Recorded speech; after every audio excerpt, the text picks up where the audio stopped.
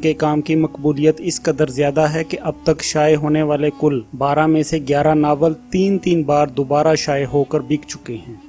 लेकिन मुफलिसी का ये आलम है कि वो आज भी साबिक वफाकी वज़ीर पानी व बिजली आबिद शेर अली के बिल्कुल पड़ोस में 2.25 मरले पर मुश्तमिल किराए के मकान में ज़िंदगी बसर करने पर मजबूर हैं।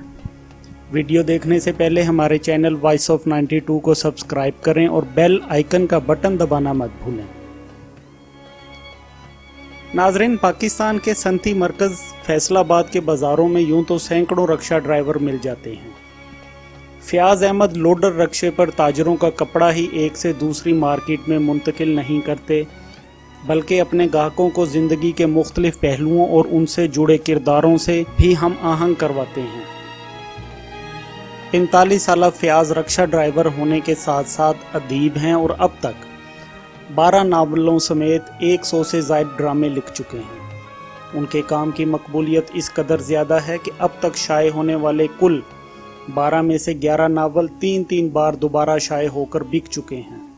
लेकिन मुफलिसी का ये आलम है कि वो आज भी साबिक वफाकी वज़ीर पानी व बिजली आबिद शेर अली के बिल्कुल पड़ोस में 2.25 मरले पर मुश्तमिल किराए के मकान में ज़िंदगी बसर करने पर मजबूर हैं।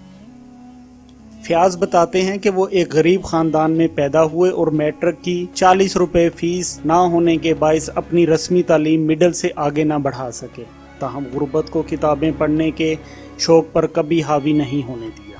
फ़याज़ का कहना है कि मेरी तालीम छूटी तो मैंने अपना और घर वालों का पेट पालने के लिए रेडी पर छलियाँ बेचना शुरू की।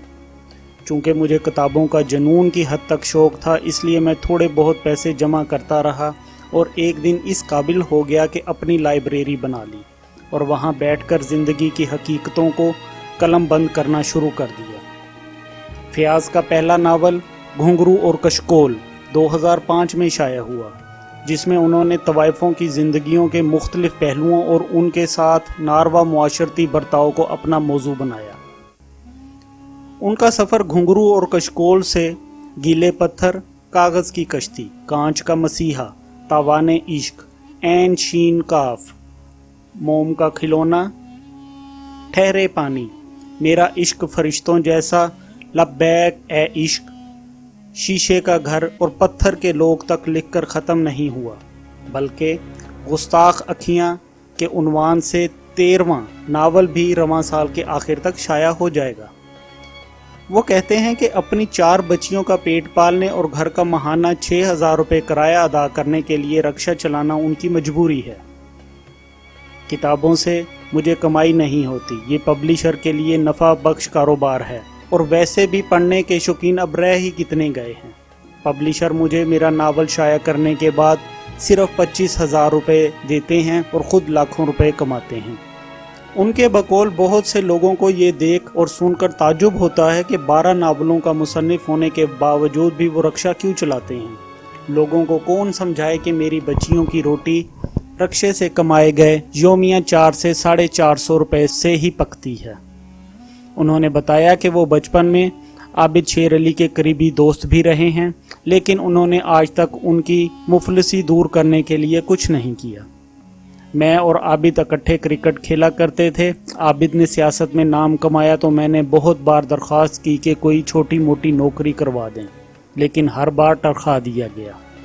यूँ तो फ़याज़ को अपने तमाम ही नावल बहुत पसंद हैं, ताहम ऐन शीन काफ, जिसकी अब तक लगभग 3300 कापियाँ फ़रोख्त हो चुकी हैं, को वो अपनी बेहतरीन काविश करार देते हैं। फैसलाबाद में कायम एजुकेशन यूनिवर्सिटी में तुलबा को फ़याज़ माही की ज़िंदगी बारे दर्स दिया जाता है। तालीमी मैदान में उनकी जद्दोजहद और मेहनत से भरपूर ज़िंदगी सभी के लिए एक आला मिसाल है। वो समझते हैं कि ये उनके लिए बड़े एज़ाज़ की बात है कि मज़कूरा यूनिवर्सिटी में एमफिल सतह के तालिब इल्म उनके काम पर मुकाले लिख रहे हैं।